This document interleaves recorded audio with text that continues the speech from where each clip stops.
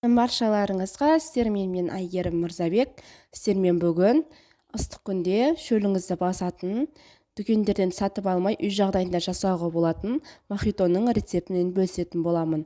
Ол үшін каналыма тіркеліп, видеомды соңына дейін қараңыздар.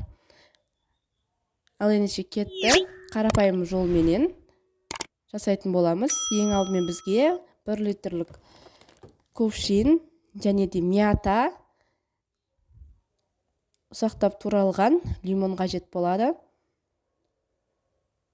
Барлығын кувшинімізға салып, менде барбаристоның осындай түрі бар, сиропы. Кез келген түрін алып қолдансаңыздар болады. 6 қасық ас қасықпенен өлшеп құйып алатын боламыз.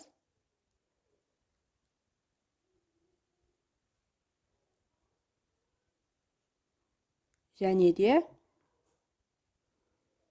дүкеннен осындай спрайтты сатып алсаңыздар болады.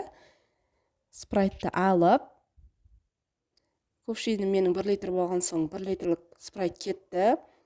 Мохитоны спрайтпен жасасаңыздар өте дәмді болып шығады, ерекше дәмді. Ыстық күнде міндетті түрде мұз қосып ішсеңіздер шөлдеріңізді басады. Осылай араластырып жүретін боламыз. Мұздарыңыз болса мұз салып іше берсеңіздер болады. Менімен бірге болғандарыңыз үшін рахмет. Сіздерменен алдағы уақытта пайдалы рецепттермен бөлісуді боламын. Рахмет.